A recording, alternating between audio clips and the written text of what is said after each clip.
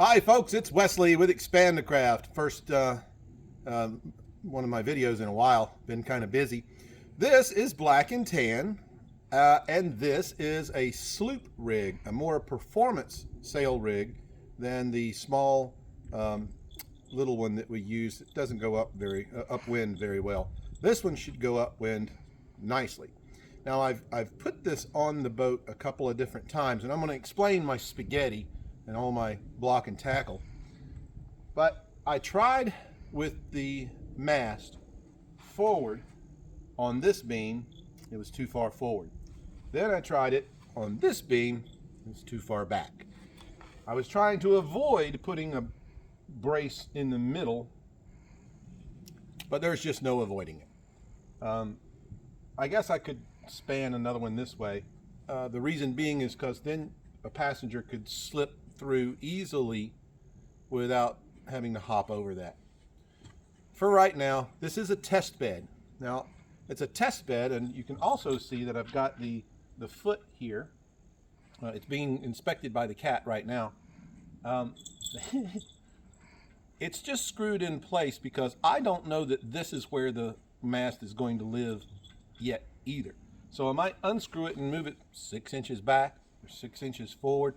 It all depends on sailing and how far it points. I'm looking to get a 45 degree off the wind, or tacking through 90 degrees would be really good for this boat.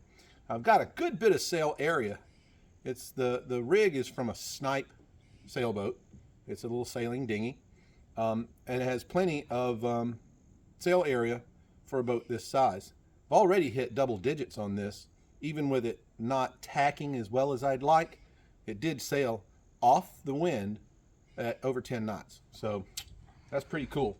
One time, I also want to point out, as I like to point out about this, this is a wood deck I made back when I could not get the aluminum, because the aluminum was just, you couldn't get anything. There was a supply shortage on aluminum. But there are no screw holes. You see that? No screw holes. No screws showing. Well, except for the one that's holding the motor mounts in place. I did that on purpose. One, it won't have water inundation and rot there. The screws are coming from up. But also so that it's soft to your feet. I am going to treat this, paint it or something. Probably just paint, some kind of outdoor paint. This boat is a 16-foot canoe with 16-foot 9-inch outriggers. It's 8 feet wide. It's a plastic canoe I bought for a couple of $300 and put together this kit. You're talking about, with the rig, the decking, the canoe, let's see, 1,015. You're less than $2,500. $2,500 for a boat that you can use as a canoe alone, or a sailing rig, or without the sailing rig. You can put a gas motor on it, an electric motor on it, or you can still actually paddle this one, because if you'll see where the cat is sitting in the captain's chair, you can still get a paddle stroke in there. And even though it's a large space, it's still not that much more weight. You know, if you've got two people paddling, one in the front and one in the back, you can still get a decent paddle stroke. You're not going to move it fast, but you can move it, especially if you're just going with the flow. I think I've paddled it about 4 miles an hour by myself, not with the sail rig up. Well, anyway, that's where we're at. If you subscribe and follow, we're going to do the in-water test as soon as we get all this spaghetti taken care of. Now, what I've got here is a temporary, remember, I haven't found out where I want the mast to live. So all of this is temporary. So I'm just going to lash this down where it's at for now, test it to see if that's where the mast wants to live. And if it is, then I'm going to make neat, tidy chain plates where everything just clicks in place, quick release pins or shackles, and it'll be easier to set up. Now up front, hello sail. The sail here, it could go up a little bit farther, a little higher. I think that this should probably be here on the metal.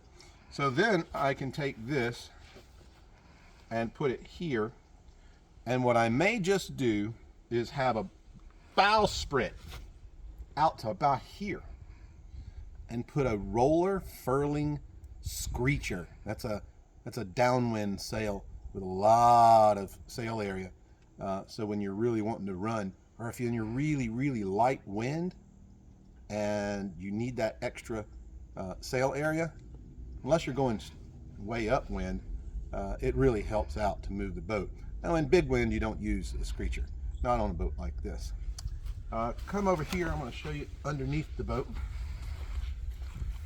You'll notice I have attached here, this is starboard.